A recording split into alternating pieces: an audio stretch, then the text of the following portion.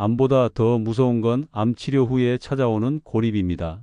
누구도 말해주지 않았던 암에 대한 이야기 제가 직접 밝힙니다. 왜 한국 사람만 암을 숨기고 왜 치료 후 더 지치고 무너지는지 이 영상 하나면 분명히 달라질 수 있습니다.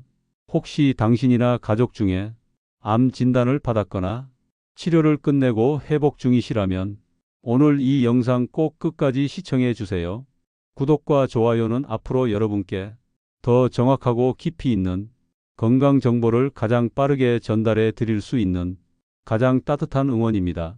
암이라는 병은 정말 무서운 병으로 알려져 있지만 사실 조기에만 발견되면 그만큼 관리하기도 쉬운 병입니다. 그 이유를 조금만 들여다보면 금방 알 수 있어요. 예를 들어볼게요. 암덩어리가 아주 작을 때 발견되면 수술도 훨씬 수월하고 약물 치료 효과도 훨씬 좋습니다. 왜냐하면 약이 암세포 속 깊은 곳까지 잘 스며들어서 암을 효과적으로 없애기 때문이죠. 하지만 암이 커지면 이야기가 완전히 달라집니다. 암덩어리가 커질수록 그 중심부까지 약이 제대로 도달하기 어렵고 외부에서 작용하는 약이 안쪽까지 충분히 침투하지 못해요. 결국 약효는 겉에만 조금 미칠 뿐 가운데에는 약에 저항하는 세포들이 생기고 그 부위에는 염증과 괴사 조직이 얽히면서 복잡하고 저항성 강한 암세포 덩어리로 바뀌게 됩니다. 이런 상황에서는 똑같은 약을 써도 처음보다 훨씬 효과가 떨어지게 되는 거죠. 그래서 조기 진단이 그렇게 중요한 이유입니다. 암은 조기일수록 치료가 간단하고 결과도 좋아요. 문제는 초기에는 특별한 증상이 거의 없다는 점이에요. 일기암은 대체로 전혀 증상을 느끼지 못합니다. 그런데 2기, 3기로 넘어가면 몸이 서서히 반응을 보이기 시작하죠.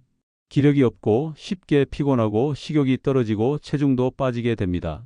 이유는 간단합니다. 암세포가 우리 몸의 중요한 순환 경로인 임파선이나 혈관을 막기 시작하면 그때부터 몸 전체 기능이 떨어지기 때문이에요. 음식을 먹어도 흡수가 잘 안 되고 소화도 더디고 간에서 에너지를 저장하는 능력도 약해집니다. 이런 과정을 겪다 보면 결국 몸이 쉽게 지치고 피로를 느끼게 되죠.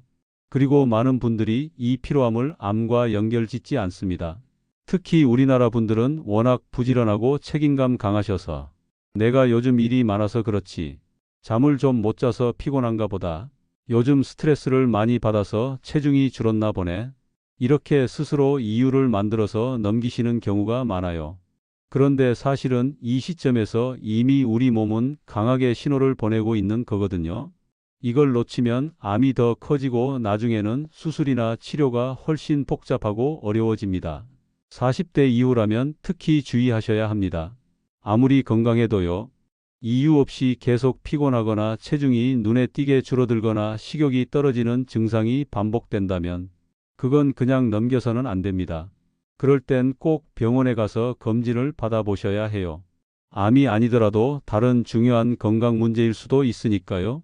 요즘은 의료기술도 정말 많이 발전해서 조기 진단만 잘 되면 치료법도 훨씬 좋아졌습니다. 특히 요즘엔 로봇 수술이라는 게 있죠. 예전처럼 크게 절개하고 오랜 시간 수술하지 않아도 젓가락처럼 생긴 로봇 팔을 통해 작은 구멍만 내고 정밀하게 수술하는 방법이 생겼습니다.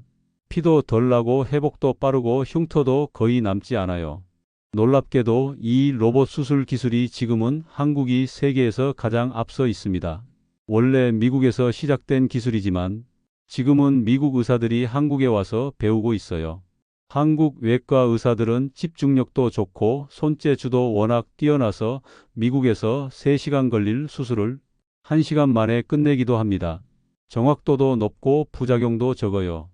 회복도 빠르니까 환자 입장에서 훨씬 유리하죠. 그런데 아직도 미국에 가서 치료받아야 더 나은 거 아니냐 이렇게 묻는 분들이 계십니다. 저는 분명히 말씀드립니다. 이제는 절대 그럴 필요가 없습니다. 특히 수술 분야는 한국이 세계 최고입니다. 외국보다 기술도 좋고 결과도 뛰어납니다. 이건 의료계에 있는 사람이라면 다 아는 사실이에요. 그러니까 혹시 지금 이 영상을 보시는 분들 중에 몸이 예전 같지 않고 자꾸 피곤하고 조금만 움직여도 숨이 차고 이유 없이 살이 빠지고 있다면 지금이 바로 병원에 가야 할 때입니다. 괜찮겠지 하고 넘기지 마시고 암이든 아니든 조기에 확인하는 것이 가장 현명한 선택입니다. 암은 조기에 잡으면 얼마든지 이길 수 있는 병입니다. 하지만 방치하면 아무리 좋은 약과 의사도 감당하기 어려운 결과를 만들 수 있죠. 한국인이 많이 걸리는 나쁜 암에 걸린다면 많은 분들이 암이라고 하면 한 가지 병이라고 생각하시는 경우가 많아요. 그런데 암도 종류가 정말 다양합니다. 우리 몸의 장기만 해도 25가지가 넘고 각 장기마다 생기는 암 종류가 약 20가지가 되니까 전체 암 종류는 500개가 훌쩍 넘는 거죠. 이렇게나 다양한 암 중에서도 특히 우리나라에서 흔한 위암, 간암, 췌장암, 식도암, 담도암, 대장암, 직장암 이런 암들은 대부분 배 속, 복부에서 자라는 암입니다. 그런데 이 암들은 하나의 공통점이 있어요. 바로 증상이 늦게 나타난다는 겁니다. 암이 어느 정도 커져서 주변 장기나 혈관, 신경을 눌러야 증상이 나타나거든요. 또 어떤 경우엔 암이 자라서 통로를 막아버릴 때에야 비로소 배가 아프거나 소화가 안 되고 체중이 빠지는 증상이 생깁니다. 이 말은 곧 암이 이미 많이 진행된 상태에서야 비로소 증상이 생긴다는 뜻이죠. 그래서 대부분 이런 복부 장기 암들은 진단이 늦게 됩니다. 실제로 증상이 나타났을 때는 이미 수술 가능한 경우가 10%밖에 되지 않아요. 수술하고 싶어도 너무 늦게 발견돼서 할 수 없는 경우가 많다는 뜻입니다. 또 이런 나쁜 암들은 겉으로는 덩어리만 보이지만 눈에 보이지 않는 암세포들이 주변에 숨어 있을 확률이 높습니다. 그래서 수술로 덩어리만 제거하더라도 이미 몸 안에 떠돌고 있던 암세포들이 다른 장기로 번지기 쉬운 거예요. 예를 들어볼게요. 암세포는 생물체라서 가만히 있지 않습니다. 계속 움직이죠.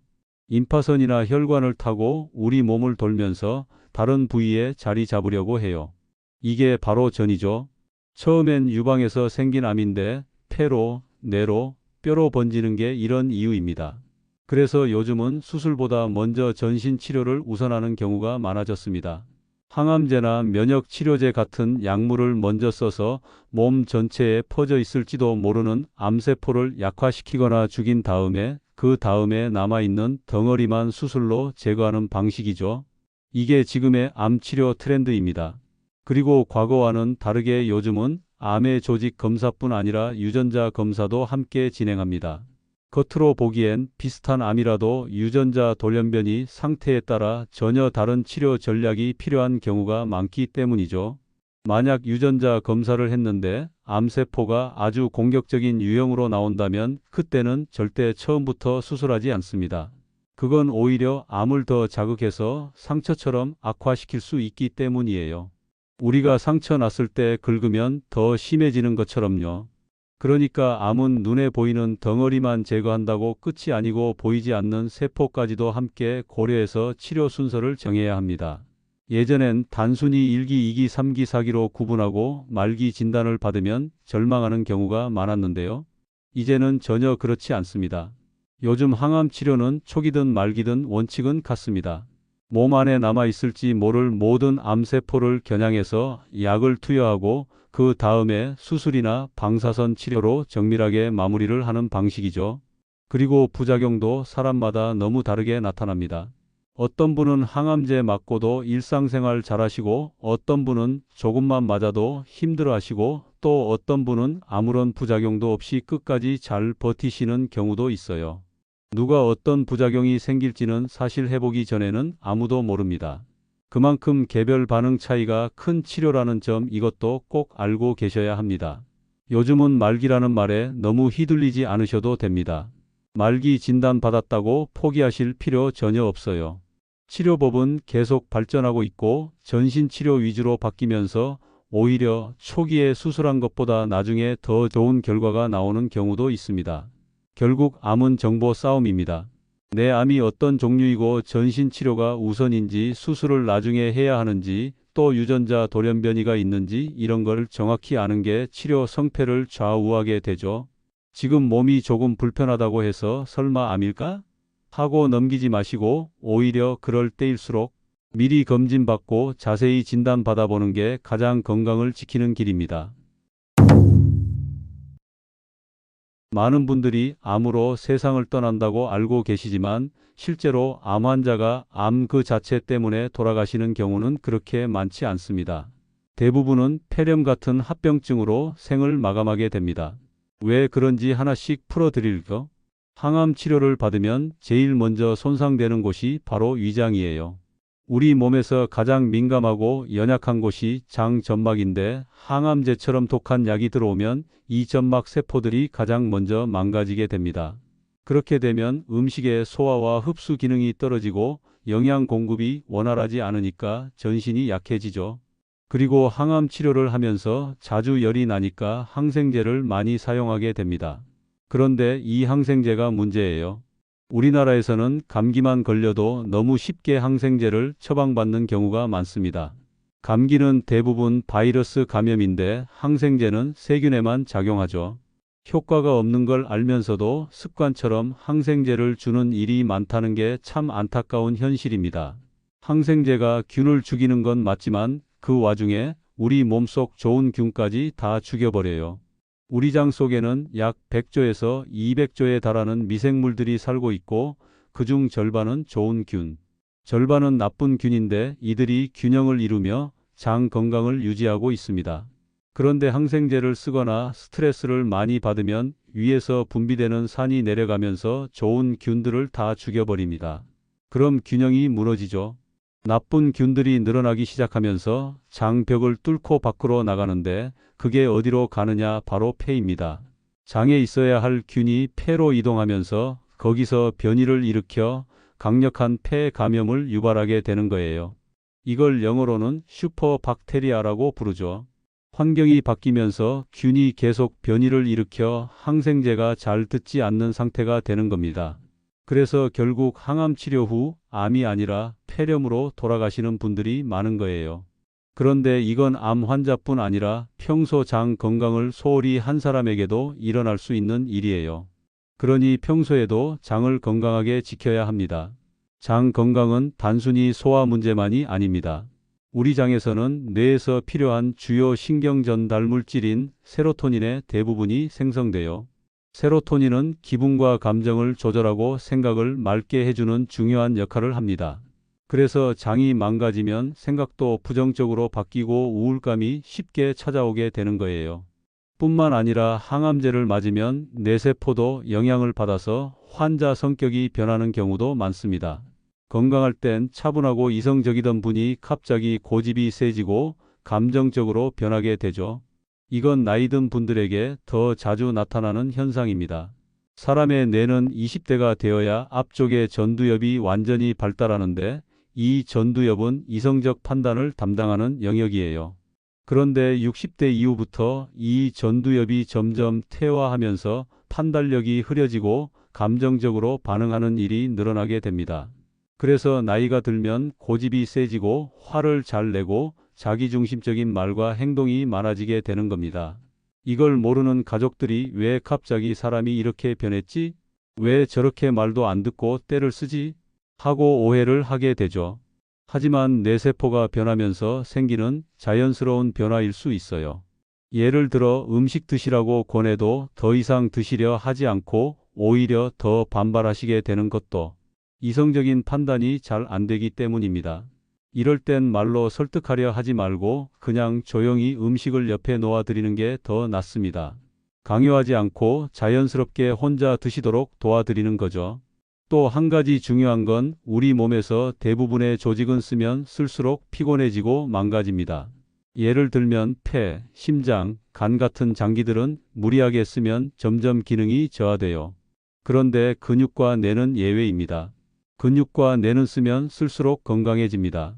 그래서 나이 드셨다고 가만히 누워 계시면 절대 안 됩니다. 움직여야 합니다. 오히려 그럴수록 더 많이 운동하고 더 자주 생각하고 더 자주 읽고 들어야 합니다. 그게 바로 건강하게 사는 비결입니다. 암 치료를 마치고 나면 이제는 다 끝났다고 생각하시는 분들도 있지만 정작 치료가 끝난 후부터 진짜 싸움이 시작되는 경우가 많습니다. 특히 많은 암 환자분들이 1차 치료를 다 마친 후에 몸은 괜찮아졌는데 마음은 점점 무너져 가는 걸 느끼게 되죠. 언제 또 재발할까? 혹시 몸 어딘가에 다시 암이 자라고 있는 건 아닐까? 이런 불안이 머릿속을 떠나지 않는 겁니다. 그런데 문제는 이 걱정과 불안 때문에 오히려 아무것도 하지 않게 된다는 거예요. 움직이기도 싫고 사람도 만나기 싫고 밥도 맛이 없고 어떻게든 몸을 아끼고 쉬기만 해야 할 것 같은 기분이 드는 거죠. 하지만 그게 오히려 몸을 더 약하게 만듭니다. 실제로 보면 재발 걱정 때문에 아무것도 안 하다가 오히려 건강이 더 나빠지는 경우가 정말 많아요. 몸은 원래대로 돌아왔는데 기력이 없고 활력이 떨어지고 자꾸만 지치는 겁니다. 이와는 전혀 다른 경우가 있어요. 바로 미국 환자들입니다. 미국 사람들 중에는 암 진단을 받고도 일을 계속하는 사람이 정말 많습니다. 치료를 받으면서도 평소처럼 출근하고 사람들과 만나고 오히려 더 활발하게 생활하려고 노력해요. 왜일까요? 그들은 암을 숨겨야 할 병이 아니라 이겨낼 수 있는 상태라고 받아들이기 때문입니다. 그래서 병이 생기면 바로 주변에 알려요. 친구나 가족들에게 나 지금 이런 상황이야, 도와줘 이렇게 적극적으로 알립니다. 그러면 친구들은 함께 기도하고 환자가 좋아하는 음식들을 정성껏 만들어 집으로 찾아갑니다. 그렇게 다 같이 먹고 같이 이야기 나누고 자연스럽게 회복 분위기가 형성되는 거죠. 심지어 본인은 입맛이 없고 먹기 싫어도 사람들이 와서 음식을 내밀면 체면도 있고 미안한 마음도 들고 해서 한 입 두 입 먹게 되는데 그게 회복에 큰 도움이 되는 겁니다. 반면 한국에서는 정반대 상황이 펼쳐집니다. 절대 아무에게도 말하지 마세요. 가족 외에는 아무도 몰랐으면 좋겠어요. 이렇게 병을 철저히 숨기려는 분들이 많아요. 그래서 친한 친구조차도 그 사람이 암 치료를 받고 있다는 걸 뒤늦게 알게 되는 경우가 많죠. 음식은커녕 위로 한마디도 건네지 못하게 되는 거예요. 결국은 혼자 견디고 혼자 이겨내야 하는 싸움이 되는 겁니다. 병이라는 건 정신적인 지지가 정말 중요합니다. 몸도 중요하지만 마음이 무너지면 치료는 반쪽짜리가 돼요. 특히 나이가 많으시거나 지병이 있으신 분들, 예를 들면 심장병, 고혈압, 당뇨 같은 혈관성 질환을 갖고 계신 분들은 강한 항암 치료가 오히려 큰 부담이 될 수 있어요. 이런 분들에게는 부작용이 적은 면역 치료나 보조 치료를 권하는 게 더 현명할 수 있습니다. 물론 완치라는 단어를 쓰기는 어렵지만 암과 함께 살면서도 충분히 일상생활을 유지할 수 있다 이런 마인드를 가지는 게 정말 중요합니다. 그리고 이런 긍정적인 마음은 스스로 만들어내기 어렵습니다. 그래서 가족의 역할이 굉장히 큽니다. 사실 의사는 환자의 몸은 치료할 수 있지만 그 사람의 마음이나 영혼까지는 다가가기 어렵습니다. 하지만 가족은 다르죠. 표정만 봐도 말하지 않아도 그 사람이 어떤 상태인지 느낄 수 있어요. 그래서 가족이 해줘야 할 역할은 단순한 간병이 아닙니다. 마음의 버팀목이 되어줘야 합니다. 괜찮아, 다시 일상으로 돌아갈 수 있어. 함께 이겨내자. 이런 말 한마디 같이 걷는 산책 함께 앉아서 웃는 얼굴 그 모든 게 환자에게는 약보다 더 큰 힘이 될 수 있어요. 예를 들어 암 치료 후 우울감에 빠진 어머니에게 딸이 매일 아침 엄마, 같이 커피 한 잔 마셔요 하면서 자연스럽게 웃으며 말해주면 어머니는 어느 순간 자신도 모르게 밖으로 나가고 사람들과 다시 어울리게 됩니다. 그렇게 점점 살아있는 감각을 되찾게 되는 거예요. 결국 암 치료는 수술, 약, 방사선이라는 물리적인 치료와 사랑, 지지, 공감이라는 정신적 치료가 함께 가야 비로소 진짜 회복이 가능합니다. 결국 암이라는 병은 몸만의 싸움이 아니라 마음과 가족과 삶 전체가 함께하는 싸움입니다. 조기에 발견하면 분명 이겨낼 수 있고 설령 늦게 발견되었더라도 희망을 놓지 않으면 삶은 여전히 계속될 수 있습니다. 무엇보다 중요한 건 혼자서 버티려 하지 마시고 가족과 친구에게 마음을 열고 도움을 받는 용기를 내는 것입니다. 그 작은 용기 하나가 치료의 방향을 바꾸고 삶의 기운을 다시 되찾게 해줍니다. 오늘 소개해드린 깊은 경험과 조언이 지금 이 순간을 살아가는 여러분께 작은 빛이 되었길 바랍니다. 그리고 이 영상을 보신 여러분 모두가 건강하고 따뜻한 삶을 오래오래 이어가시길 진심으로 응원합니다. 지금까지 함께해 주셔서 감사드리고요. 영상이 도움이 되셨다면 구독과 좋아요 눌러주시고 혹시 오늘 영상 보시면서 생각난 가족이나 친구가 있다면 이 영상을 꼭 함께 공유해 주세요. 댓글에 여러분의 생각도 남겨주시면 더 좋은 건강 정보로 보답드리겠습니다. 항상 건강하시고 평안한 하루 보내시길 바랍니다. 감사합니다.